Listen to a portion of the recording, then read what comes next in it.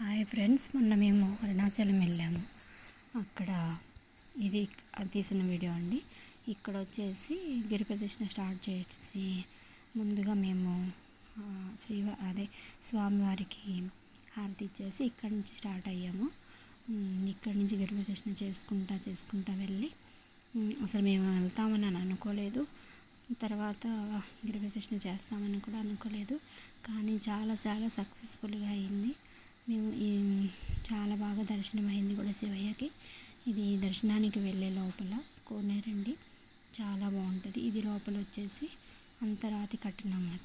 ఎట్లా ఉంది అంటే వేదగిరి గుట్టలో ఎలా ఉంటుందో మొత్తం ఎలా చెక్కారో అట్లనే మొత్తం చెక్కి ఉంది అన్నమాట.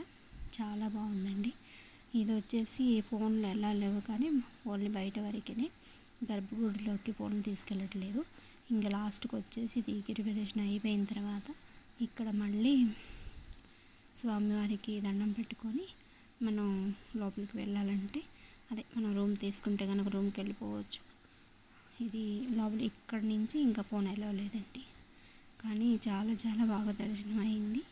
మొత్తం కూడా చాలా బాగుంది గుడి అయితే కనుక.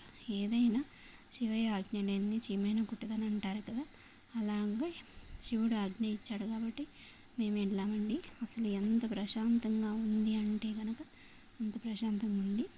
ఈ గుడిలో కూడా చాలా బాగుంది అన్నమాట.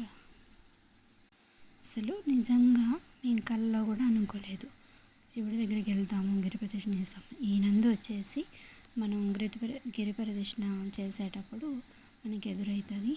తర్వాత వచ్చేసి అక్కడక్కడ మనకి శివలింగాలు ఎదురవుతాయి అన్నమాట. ఇన్ని ఆత్మలింగం అని, వాయులింగం అని, సూర్యలింగం అని, ఇట్లని యమలింగం అని చాలా లింగాలు మనకి ఎదురవుతాయి. ఆ ఎదురైన చోట మనం ఆగి ఒక కర్పూరం ప్యాకెట్ తీసుకొని అక్కడ ఎన్ని లింగాలు ఉన్నాయో అక్కడ కొంచెం వేసుకుంటూ వెళ్ళచ్చు.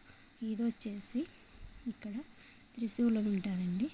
ఆ త్రిశూలానికి మనం ఒక నిమ్మకాయ తీసుకొని మనం ఏమైనా దిష్టి దోషాలు ఉన్నా, లేకపోతే ఏమన్నా చేతబళ్ళవి చేసినా, ఏదైనా ఉన్నా కానీ, నరఘోష లాంటివి ఏమన్నా ఉన్నా కానీ అన్నీ తొలగిపోతాయని అంటారు.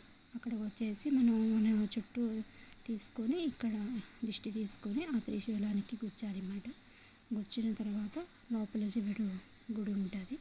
ఆ శివలింగానికి మళ్ళీ వెళ్ళి మనం దర్శనం చేసుకొని మళ్ళీ స్టార్ట్ అవ్వచ్చు.